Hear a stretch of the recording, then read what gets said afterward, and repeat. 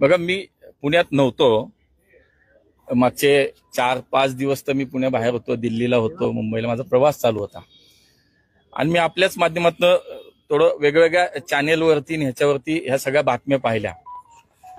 मला असं वाटतं की हे स्पष्टीकरण मी आज केवळ यासाठी देतोय की कोणी राजू शेट्टी आले, त्यांनी आरोप केला, कोणी पुण्यातला नेता आला आणि त्यांनी माझ्यावरती आरोप केला, म्हणून मी आजचं स्पष्टीकरण आपल्याला देत नाहीये. ज्या पुणेकरांनी मला निवडून दिलं, ज्यांनी माझ्यावरती विश्वास व्यक्त केलाय की आमच्या खासदारांनी चांगलं काम केलं पाहिजे, आमच्या खासदारांनी प्रामाणिक काम केलं पाहिजे, लोकभावना विचारात घेऊन विश्वासानं काम केलं पाहिजे, मला असं वाटतं या सगळ्या मागच्या 5-6 दिवसाच्या या सगळ्या वातावरणामध्ये निश्चितपणे माझ्या पुणेकरांच्या मनामध्ये सुद्धा कुठेतरी शंका आली असेल की ह्याच्यात तथ्य काय आहे, याच्यातलं सत्य काय आहे. आणि म्हणून मी केवळ आणि केवळ त्यांच्यासाठीच आज आपल्याशी संवाद साधतो की मला या विषयाचं स्पष्टीकरण देणं क्रमप्राप्त वाटतं, ते माझं कर्तव्य मला वाटतं. का आता आमचा लोकप्रतिनिधीचं नाव याच्यामध्ये आलं, ही शंका कुठेही पुणेकरांच्या मनामध्ये राहू नये म्हणून मी या सगळ्या 4 दिवसाच्या जे काही मीडियाला चाललं होतं, सोशल मीडियाला चाललं होतं, त्याच्या खोलात गेलो.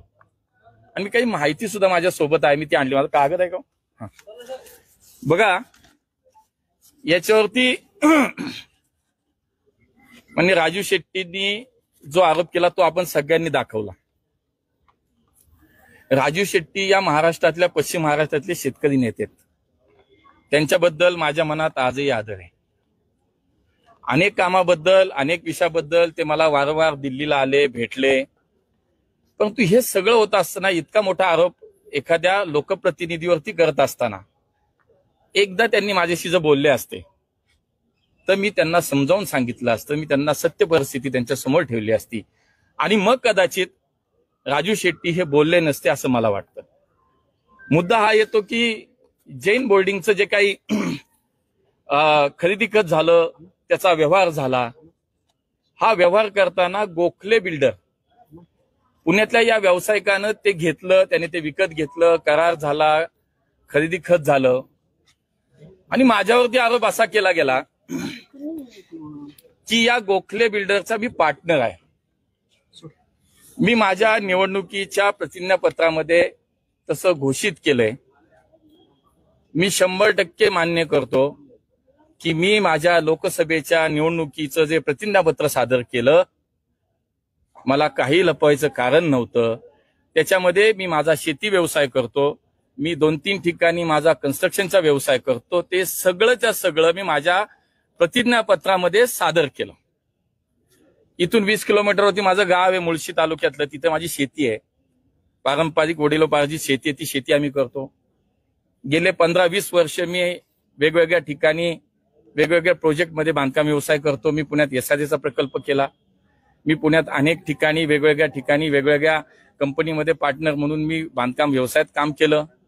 एका राजकारणी माणसाने व्यवसाय करू नये का, तर स्वच्छ व्यवसाय केला, तो कागदावर दाखवला, तो प्रतिज्ञापत्रामध्ये दाखवला.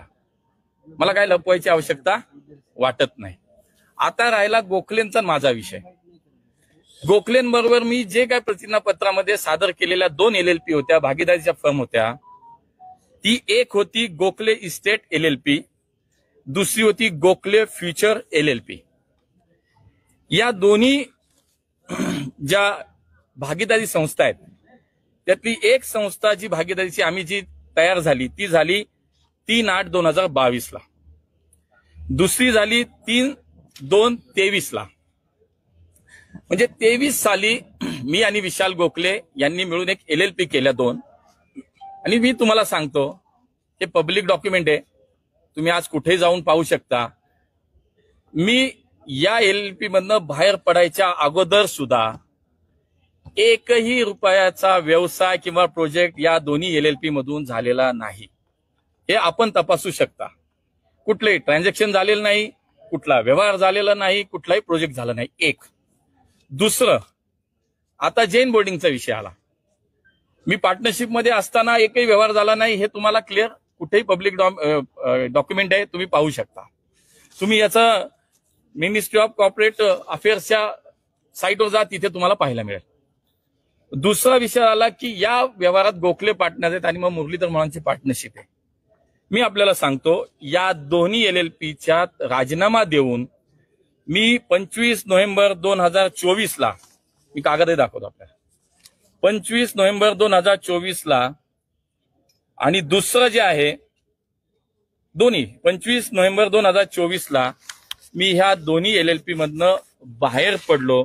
त्याचं हे ऑफिशियल डॉक्युमेंट मी आपल्याला दाखवतो. आपण सगळे तारीख पाहू शकता, इथे तारीख दिलेली आहे. या दोन्ही LLP मधनं मी बाहेर पडलो नोव्हेंबर 2024. बरोबर. आता विषय राहतो मग या जैन बोर्डिंगचा एकूण जर आपण क्रमवारी पाहिली की हा व्यवहार कसा झाला, तर 16/12 म्हणजे 16 डिसेंबर बघा, म्हणजे मी बाहेर पडून त्याच्या आधी 1 महिना झाला होता. आणि त्याच्या आधी सुद्धा या दोन्ही फर्ममध्ये माझा एकही व्यवहार, एकही प्रोजेक्ट गोखलेंबरोबर झालेला नाही. आम्ही एखादा व्यवसाय एकत्र करावा, काहीतरी प्रोजेक्ट करावा म्हणून ते करून ठेवलं होतं. लपवलंय का? नाही लपवलं. सांगतोय, क्लिअर सांगतोय. दुसरं, जैन बोर्डिंगच्या ट्रस्टींनी 16 डिसेंबरला त्यांची जी काय मीटिंग झाली, त्याच्यामध्ये जी ट्रस्टची मीटिंग झाली त्याच्यामध्ये त्यांनी हा मुद्दा डिस्कस केला. 16 डिसेंबर 2024ला त्यांनी हा ट्रस्ट ही जमीन विकसिकला द्यायचा निर्णय घेतला. त्याच्यानंतर त्यांनी 20 डिसेंबरला पुण्यातील प्रभात, फायनान्शियल एक्सप्रेस, पुढारी, बिझनेस स्टँडर्ड मुंबई आणि पुढारी मुंबई अशा अनेक वर्तमानपत्रामध्ये याची टेंडर नोटीस केली. कधी केली? 20/12/2024ला. आणि त्याच्यानंतर ही सगळी प्रक्रिया होत असताना अंतिम ज्या वेळेला गोखलेंनी या ट्रस्ट बरोबर जे सेलडीड झालं, जे विकत घेतलं गेलं जमीन, ती घेतली 8/10/2025ला. आता मला सांगा, 8/10/2025ला जो व्यवहार झाला आणि मी बाहेर पडलो 25/11/2024ला, म्हणजे 11 महिन्यापूर्वी, ज्या वेळेला हे डॉक्युमेंट होतं त्याच्या आधी 11 महिन्यापूर्वी, म्हणजे ट्रस्टनी निर्णय घेतला विकायचा त्याच्याही अगोदर जर मी त्या फर्ममधनं बाहेर पडलो आणि ती फर्म अशी आहे की त्याच्यामध्ये एकही रुपयाचा व्यवहार झाला नाही, तर मग मुरलीधर मोहोळचा या विषयाशी संबंध कुठे आला? मी तुम्हाला सांगतो, पुण्यातल्या माझ्या जैन बांधवांचा माझा विश्वास आहे. तुम्ही हे सगळं बघा, पुण्यातल्या एकाही जैन बांधवांनी आरोप केलेला नाही. मी त्यांच्यासोबत, ते माझ्यासोबत आहेत. आजही माझी त्यांच्याशी चर्चा चालू आहे. मी एक लोकप्रतिनिधी म्हणून जैन धर्मियांच्या आमच्या सगळ्या बांधवांच्या भावना ह्या लक्षात घेऊन उलट मला मदत काय करता येईल हा मी विचार करतोय. राजू शेट्टी आले, माहिती घेतली नाही, बेछूट आरोप करत सुटले. त्यांनी केले की लगेच आमच्या पुण्यातले स्वयंघोषित बिळात बसलेले उंदीर बाहेर आले, नेते म्हणून बाहेर आले आणि बोलायला लागले. बोलू द्या, मला फरक पडत नाही. आणि बातम्या पण लागल्या. मला खरं तर खूप वाईट असं वाटतं. आपण सगळे खूप मित्र आहोत. आमच्या प्रसार माध्यमांनी सुद्धा कधी कधी ह्याची काळजी घेतली पाहिजे की एखाद्या विषयाची सत्यता तपासली पाहिजे. बातम्या काय लागल्या? मुरलीधर मोहोळ 3,000 कोटीची जमीन 350 का 300 कोटी 300 कोटीत घेतली. हडप मोहोळ अडचणीत, हडप मोहोळ गोत्यात.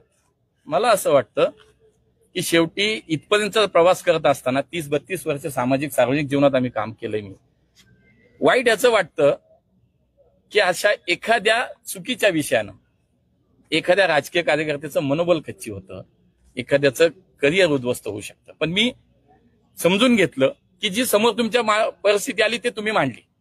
माझं काम होतं की त्याचं स्पष्टीकरण देणं. आणि म्हणून मला असं वाटतं की या सगळ्या विषयामध्ये आज मी स्पष्टीकरण दिलं पाहिजे.